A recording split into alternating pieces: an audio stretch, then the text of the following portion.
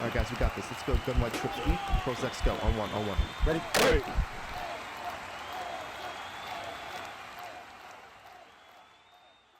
What's up, everybody? It's Spruce Goose here, back with yet another video breakdown for the HuddleGG channel. In today's video, I want to show you my favorite way to beat the most popular defense I see online right now, which is the Mike Blitz 3 Double Mable setup. Now, if it's your first time checking out the channel, please consider hitting the like and subscribe button if you enjoyed the video, and also hit the bell notification so you never miss an upload. And if you enjoy my breakdown, please consider checking me out on YouTube at SpruceGooseTV, and I also stream 3 nights a week over at twitch.tv/SpruceGooseTV, Monday, Wednesday, Friday at 10 p.m. Eastern Time. But today, we are in the Seattle Seahawks playbook on offense, and we are going to the formation gun, wing slot offset, if I can find it. And the play is going to be PA double post. And I'll put it up on the screen. I know my face cam's in the way. This play is in 8 different playbooks, and it is one of the best plays in the game for beating zone coverage. So we're going to call PA double post. On the defensive side, I'm going to first show you guys my coaching adjustments, and I have my curl flat set to 5-yard drops and my flat set to 25-yard drops. I'm basically flipping my blues and purples. So my blue zones, my cloud flats and my hard flats, they're going to play deep, and my purple flats, my curl flats and my seam flats, they're going to play short. And that's just because these blue flats seem to play the sidelines a little bit better. But on defense, we are going to the most popular coverage in the game, I think, which is Mike Blitz 3. And the typical setup for Mike Blitz 3 is going to be to come out and then shade down, which is going to turn your purple zones into blues. And again, even though those are hard flats, those are playing at 25-yard drops. And then take your outside linebackers and just put them in the curl flats, which are going to be playing at 5-yard drops. And then your user just kind of has to cover over the middle. And this defense will stop a lot of different things people put on the field. So this is a very common defense right now.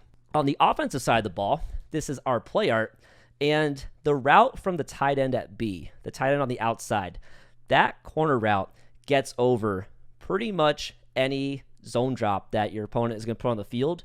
But then at the same time, the outside thirds will not play the sideline enough to cover this route. And so you can actually run this play completely stock and just let B come open. You have to wait a little bit and sometimes buy some time in the pocket. But as long as you just wait long enough for him to clear that defender, it is going to be open every time. I'm going to run it again. There's the setup, and we can run it completely stock and just watch our tight end at B and just let him clear that defender and just throw it out there.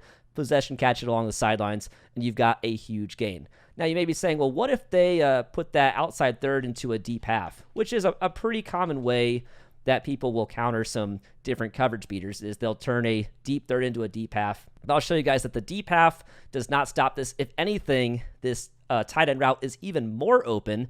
Again, as long as you just wait long enough for it to clear that defender, you pass lead it outside. And it looked like Rodgers overthrew it there, but it was open.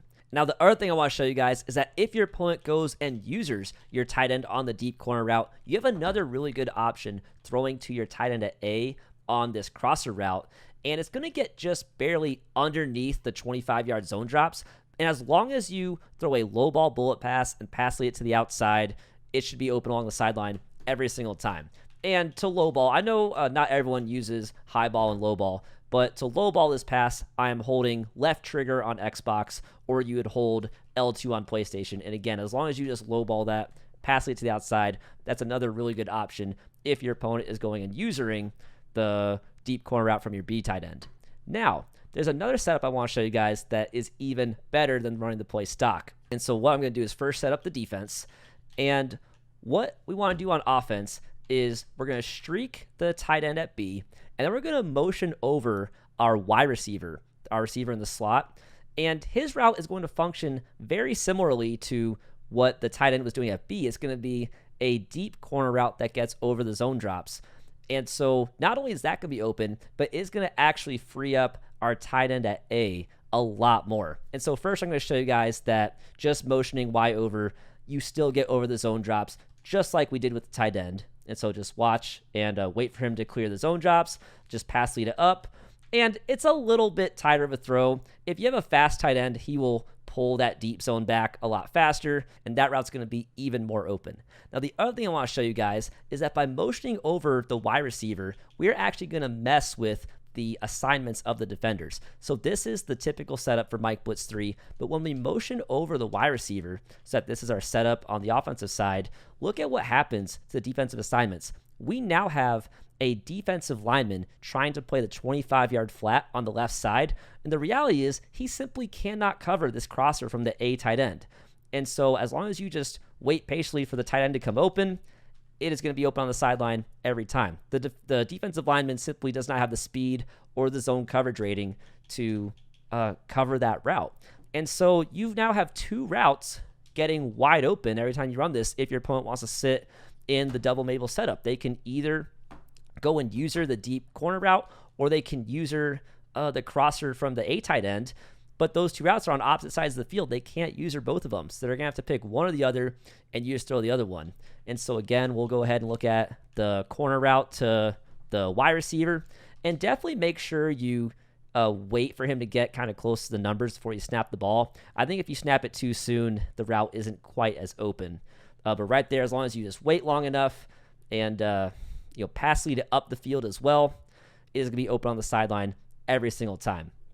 So that is the setup, guys. It's pretty simple, but it's also very powerful. And remember, I think that my favorite play to run this is just running it stock, because you can come out, you can quick snap it, you can roll out if you want, and you just got your B tight end just wide open. Now, one other thing I want to point out is that let's say your opponent starts running some man coverage. You can still run this play. It's actually got an excellent man beating route on it as well from our wide receiver in the slot at the Y spot. And so let's maybe run some, I'm gonna run some Mike Blitz 0 with maybe a cover 1 look right here. And if you watch right here, the only thing we want to do is maybe take our B tight end out of the way so that we give our wide receiver space to kind of beat his man. But just watch how he's going to torch the guy in man coverage on him, and then that safety is not going to be there either. And as long as you pass lead it to the outside, that was actually the most well covered I've seen that route all the times that I ran through some reps before making this video. And so I'll run through it a couple more times for you guys. I want to show you that this is pressed and shaded over the top, and he is going to beat that cornerback pretty much every time. And so this doesn't have to be just a zone beating play. It can be a man beating play as well. And that's kind of what I was used to seeing. Now, unfortunately, we got bad animation, but you saw there's a lot of separation there. I'll run through it one more time for you guys. But I just want to show you that this play is not just a one-trick pony for beating zone drops. It can beat man coverage as well. It's really quickly becoming one of my favorite plays in the entire game. I'm passing it to the outside that time. I'm going to possession catch it. And so it can beat zone. It can beat man. It is just an excellent play. And so that's basically all the setups. Let me know what you guys think in the comments below. I know there's a lot of other great plays in Madden for beating zone drops. This just happens to be my favorite out of wing slot offset. But anyway, guys, I hope you enjoyed the video. I hope you learned something. Don't forget, if you enjoyed it, please like and subscribe and turn on the bell notifications so you never miss an upload for the Huddle channel. And don't forget that if you enjoyed the breakdown, please follow me on YouTube at SpruceGooseTV as well. But anyway, guys, that is the video. I hope you enjoyed it, and we'll catch you in the next video.